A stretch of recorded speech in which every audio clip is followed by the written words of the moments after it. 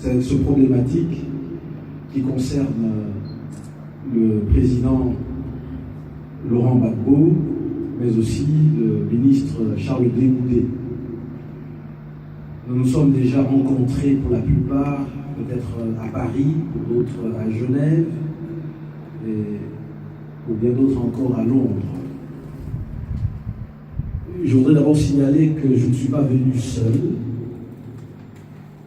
Dans cette lutte contre les traits enflammés de la justice, il est important de réunir, au-delà de l'Afrique, toutes les sensibilités juridiques qui veulent s'associer à une cause juste, celle que nous défendons, pour que les droits de l'homme soient respectés, y compris à l'égard des personnes qui sont soupçonnées ou accusées, à tort ou à raison, de crimes contre l'humanité ou de crimes de guerre en Côte d'Ivoire et ailleurs. Lorsque j'ai médité sur les conversations que j'ai eues à plusieurs reprises à bâton rompu, que ce soit avec le président Gbagbo ou avec le ministre Charles Blé, je scrutais les listes qui reprennent les meilleurs d'entre nous, comme on dit. J'essaie de voir les avocats spécialisés en matière criminelle.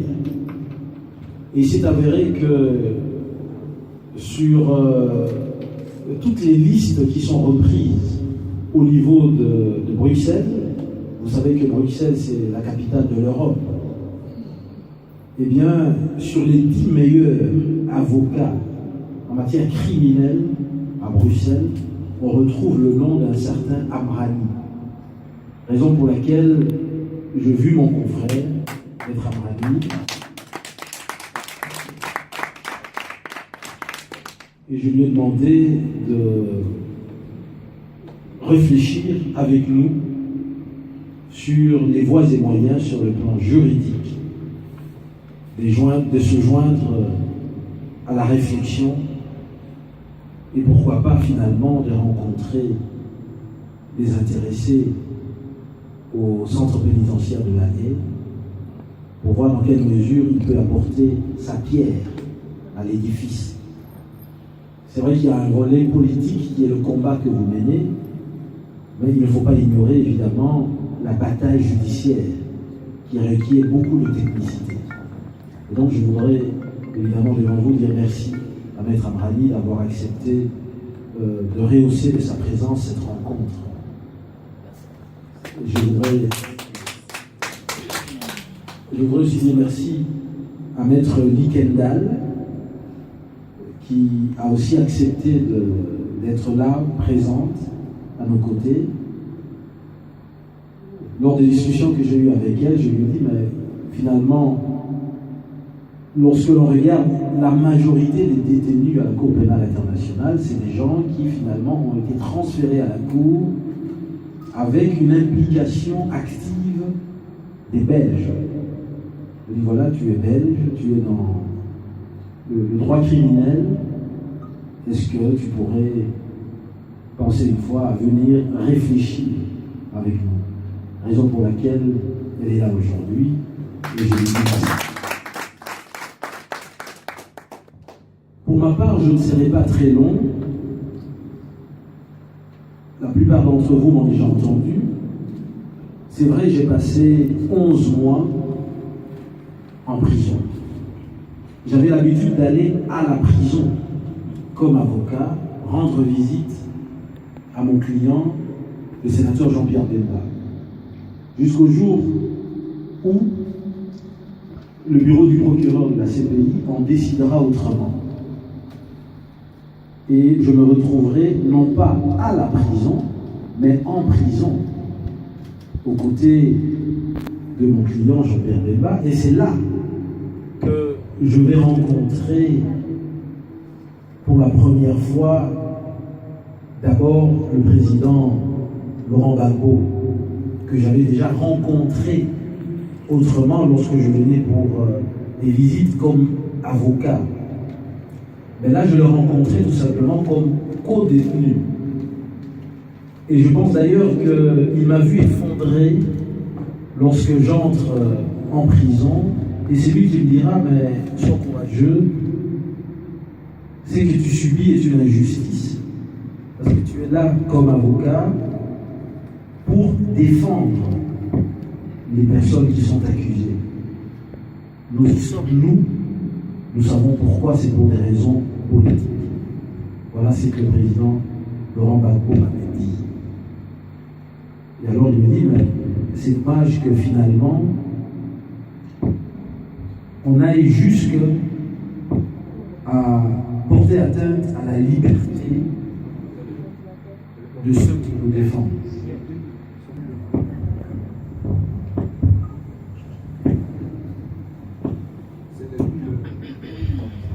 Voilà, ça va peut-être mieux. Voilà. Alors, peu de temps après mon admission au quartier pénitentiaire de La Haye, je fais la rencontre du ministre Charles Blé Goudé, qui s'est vu aussi privé de liberté. J'ai eu une discussion avec lui, j'ai constaté que c'était un homme courageux, un homme déterminé. Finalement, me disait-il, ce n'est pas son propre sort comme individu qui comptait. Il me disait à chaque fois, c'est le sort des Ivoiriens. Et au-delà de la Côte d'Ivoire, c'est le sort de toute l'Afrique qui le préoccupe.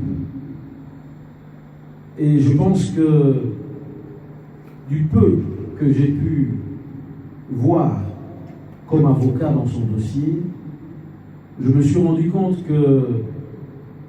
qu'il était injuste de le garder privé de sa liberté. Je n'entrerai pas dans beaucoup de détails, mais tout ce que je sais, c'est que lorsque une personne est privée de sa liberté, la priorité pour tout détenu, pour toute personne poursuivie devant un tribunal correctionnel, un tribunal qui traite des questions criminelles, c'est d'abord de demander sa mise en liberté, fût-elle provisoire. Mais la difficulté avec la CPI, c'est que les personnes se retrouvent généralement dans un espace qui se trouve en fait en dehors d'un État, c'est-à-dire dans une zone internationale extraterritoriale. Et donc la CPI doit nécessairement demander au pays d'accueil, qui doit être naturellement le pays dont on est ressortissant national, si les autorités acceptent d'accueillir la personne. Et c'est à ce moment-là qu'intervient finalement une interférence de l'autorité politique qui, pour des raisons politiques totalement étrangères au motif, au dossier pénal pour lequel la personne se retrouve détenue, refuse tout simplement de coopérer à la mise en œuvre de la libération de la personne. Je sais aussi que s'ils avaient été poursuivis devant un tribunal national où le juge a des compétences beaucoup plus larges, a la possibilité d'ordonner une libération sans dépendre de la volonté politique du pouvoir exécutif, ça se serait passé autrement.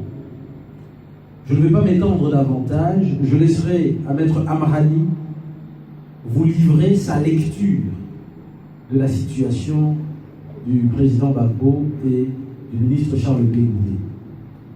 Quant à moi, ce sera toujours avec plaisir que j'aurai l'occasion de m'entretenir plus longuement avec vous à travers d'autres conférences dont je sais qu'elles sont planifiées pour dans un futur proche. Je vous remercie.